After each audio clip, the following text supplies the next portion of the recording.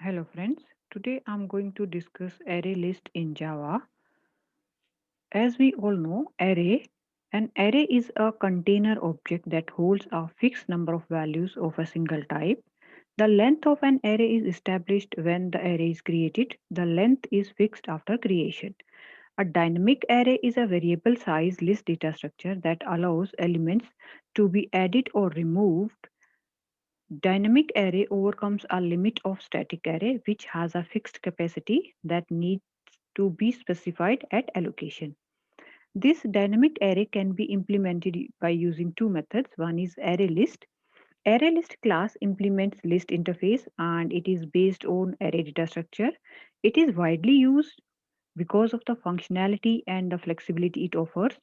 Most of the developers choose ArrayList over array as it is very good alternative of traditional Java arrays.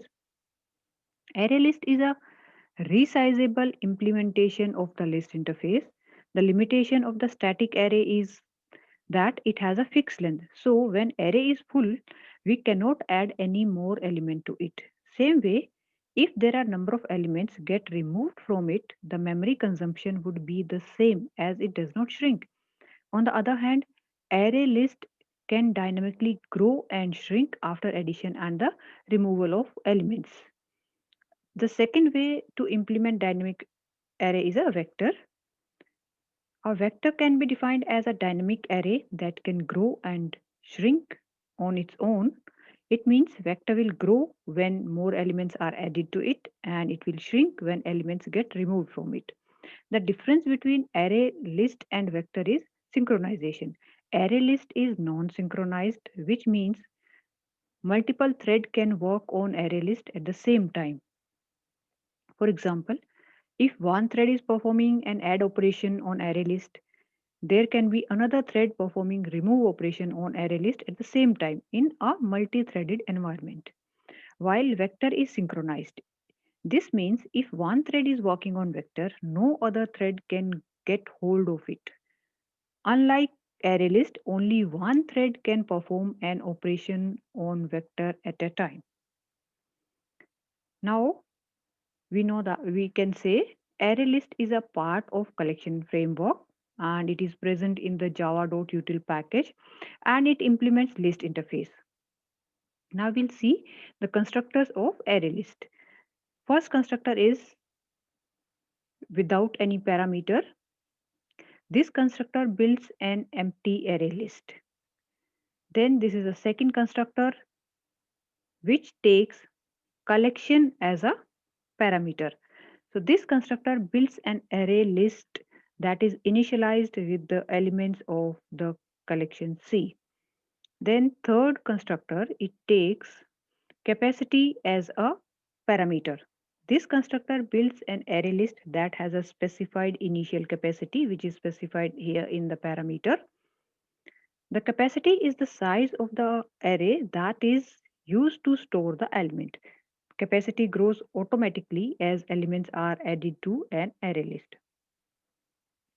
Now we'll see how can we create array list. The first method to create array list is to giving this simple statement array list, the type of the array list, then the object name of the array list, new, and this array list string. So here we are creating an array list which can store string element. Same way we have created another array list that accepts integer elements. Here you can see we have used integer and string. Here integer is a corresponding wrapper class of the int type. A wrapper class is a class that wraps a primitive data type. For example, the integer class wraps the int type, the float class wraps the float type, etc. We cannot create array list with the primitive data types like int, float, char. Instead, we have to use their corresponding wrapper class. In case of string, string is a class, it doesn't have a wrapper class. So we have used string as it is. We can also create array list using the list interface because the array list class implements the list interface. Now how to add elements to an array list? We add element to array list by using add method. This method has a couple of variations which we can use based on the requirement. So here, if we want to add element at the end of the list, so we can use the add method like this to specify the element, and this element which we have specified as a student, this will add student at the end of the list. To add element at a specified location in array list, we can specify the index in the add element like this. So here we can see this element student will be added at the fourth position because index value starts from 0. So 0, 1, 2, 3. So this student is going to be the fourth element in this list. Now we'll see one example program for array list. So in class main, in one main method, inside main method, a array list is created. The name of the object of the array list class is mammals, and the type of this mammal object or type of this array list is a string. So it means we can store string elements in this array list. Now using this add method, we are adding the elements into this array list. We have added 3 elements, and now we can simply print all the elements using this system.out.println statement.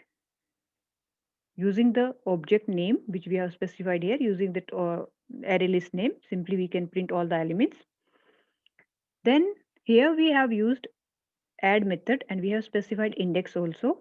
It means this element monkey is added at the index value 3. It means as a fourth element because index value starts from 0. Then we have created another array list using array list, and then we have added an crocodile element in this array list. So name of this array list is animals and the name of this array list is mammals. Now we will add all elements of this array list mammals in this animals array list. So using the constructor add all, and we have passed this entire collection here. So mammals we have passed as a parameter here, and we have used add all method. And then we are printing the elements of this second array list. So this is going to be the output of this program. So here the elements of the first array list and the elements of the second array list which we created here. Now we'll see one more program with few more methods. In this main function, an array list created with the name animal. Now elements are added 0, 1, 2. Elements are added at the index 0, at the index 1, at the index 2, and using this system.out.println we are just printing the elements of the array list. Now if we want to change any particular element at particular index value, so using this set method we can change. So here we are trying to specify that element at the second index, it means 0, 1, 2, the third element in the list should be changed as a zebra. Okay, so we are replacing this element with this. So we can change any element in an array list using this set method, and we are printing the modified array list. After that, we are removing the second index element using dot remove method. So here we have to just specify the array list name dot remove and the index value we have to specify. And then we are again printing the final array list after removing this, and we are also printing the element which is removed. Then we can get the size of array list using dot size method. So array list name dot size method, it will print the size of the array list. If you want to remove all elements, there are two ways. So first way is using this remove all method. So array list name dot remove all and the name of the array list which you want to remove all. So this we have to pass as a parameter, and now this will remove all the elements of this list. And this is another method for removing all elements, dot clear method. So array list name dot clear, and we are trying to print the output. So this is going to be the output here. So we already removed all the elements here. So again, here nothing to be clear. So this they both system.out.println statement are going to print empty array list here. Now we'll see one more program with some different methods of array list. So in main function, created an array list with the same name animals. Then by using add method, we have added 3 elements into array list and we are printing that array list here.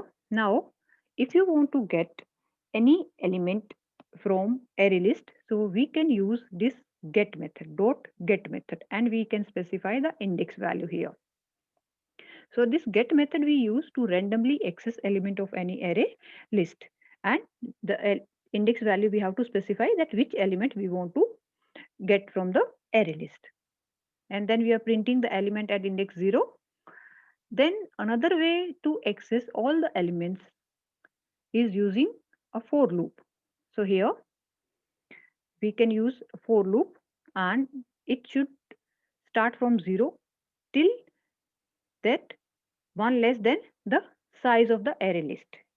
So here the size we can get using this dot size method, and then we can simply just print using this get method. So animal dot get I. So here it will print all the elements starting from index 0. Another way to access the element are we'll see now. Now, if you want to sort the elements of array, to sort the element of the array list, we can use sort method of collection class. And in order to use it, we must import java.util.collection package first. So here I have given dot star. So it means I have imported all the classes of this util package. So here collection.sort and pass that array list name here to sort the array list elements here. Then we can access the array list using this for each loop. This is also known as, we can say, enhanced for loop. So here we have to specify data type, then item name we have to specify. This we can take any name, and the collection. So here the collection is our array list and the collection name is animals, and this animal we have taken item name and the type is the string.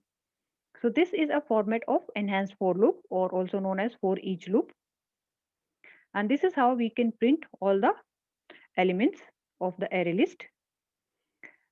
Another way to access sequentially elements of array list, we can use iterator method. For this, again, we must import java.util.iterator package.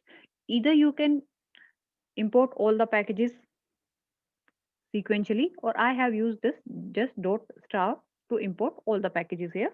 So we have to create an object of this iterator. The type is string, and using this, we can print the array list.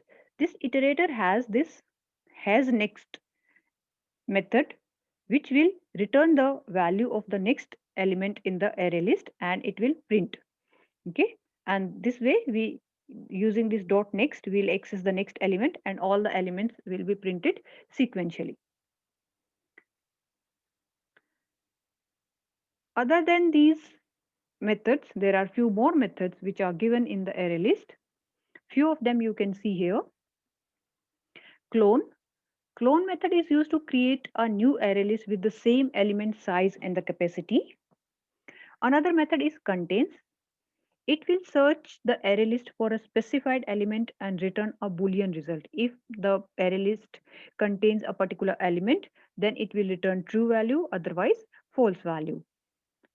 Ensure capacity method is used to specify total elements the array list can contain. Is empty method is used to check if the array list is empty or not.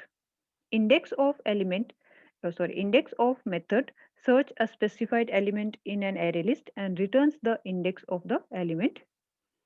Trim to size method is used to reduce the capacity of an array list to its current size. In our example programs, we saw few methods which we can use in array list. If we want to see all the methods of array list, we can use Java P utility, Java P, and we know that array list is defined in java.util package. So here we have to specify java.util dot array list. So when we give this command here in the command prompt, here you can see it displays all the methods of this array list. So here you can mark them and just you see here all these methods which are defined. Here you can see the constructors, then trim to size, ensure capacity size is empty, add, remove all, remove range, all other methods which you can explore. Thank you so much.